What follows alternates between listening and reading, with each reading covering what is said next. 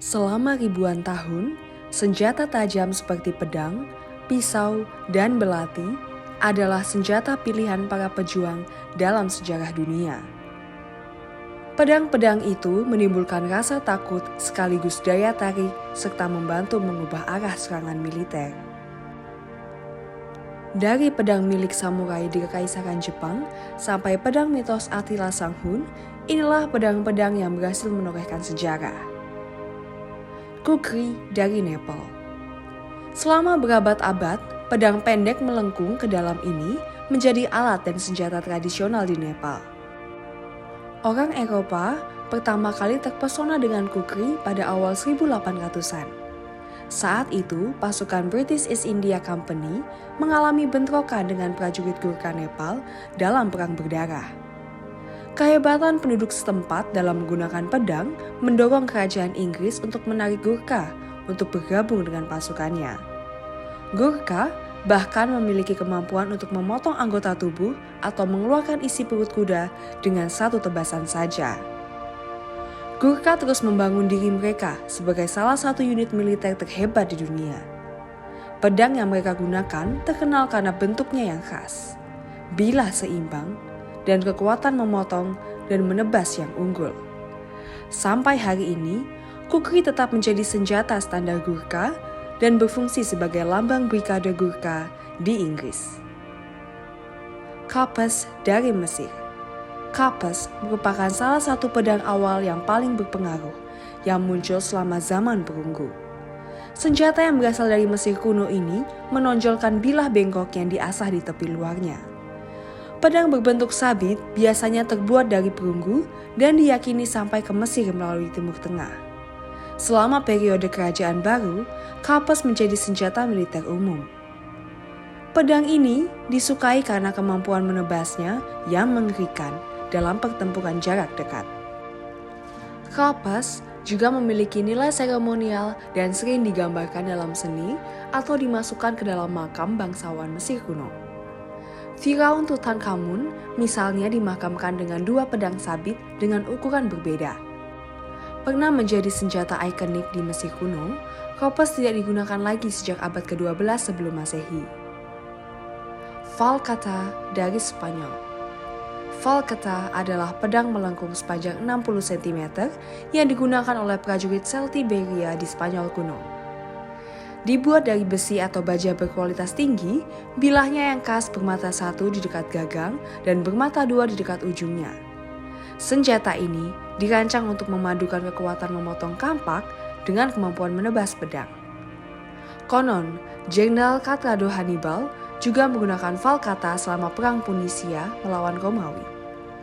Menurut sejarawan, keefektifan pedang dalam pertempuran jarak dekat mungkin berperan dalam kemenangan telak Hannibal atas Romawi. Hannibal pernah memenangkan pertarungan dengan Romawi saat pertempuran Cannae tahun 216 sebelum Masehi. Pedang Althberg milik Viking. Dimulai pada abad ke-8 Masehi, Viking meneror Eropa dengan serangan ganas mereka di permukiman dan kota pesisir. Beberapa perampok Skandinavia membawa pedang Althberg yang ditempa dari baja, wadah karbon. Asal-usulnya masih menjadi bahan perdebatan ilmiah selama ini. Beberapa sejarawan berpendapat bahwa Althberg dibuat dari baja yang diimpor dari dunia Islam, di mana pengerjaan logam lebih maju. Sementara yang lain berpendapat bahwa itu ditempa dari deposit biji yang terletak di Jerman. Pedang Mars milik Attila the Hun.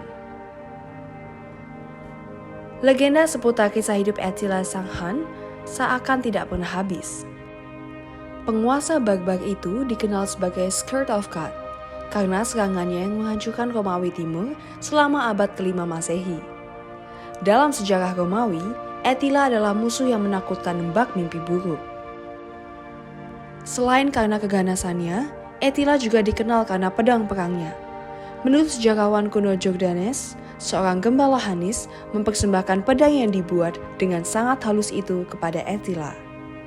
Si gembala menggalinya dari ladang tempat kawanannya sedang merumput.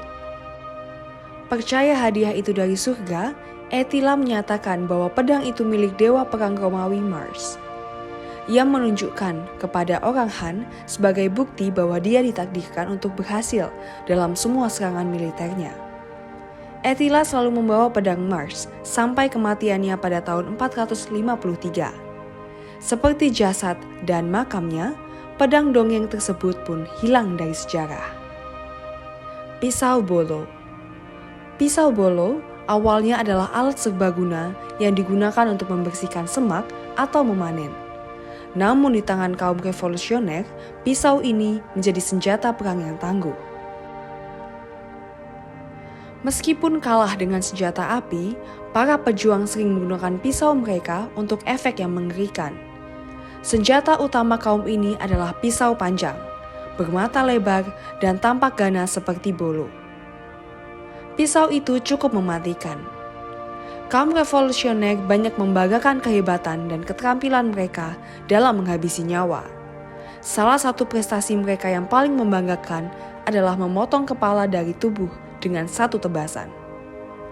Bilah yang menakutkan digunakan selama Perang Dunia II dan menjadi senjata umum dalam seni bela diri di Filipina. Katana dari Kekaisaran Jepang.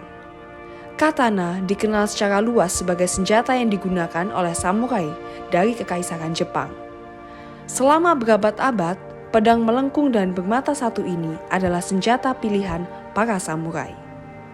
Samurai terbaik terkenal karena kemampuannya menebas musuh dengan satu serangan secara kilat. Katana sering dipuji sebagai karya seni yang berharga. Salah satu pedang samurai paling terkenal adalah Honjo Masamune.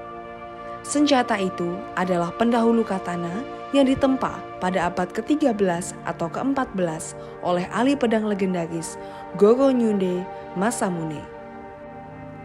Honjo Masamune dianggap sebagai salah satu pedang Jepang paling indah yang pernah dibuat.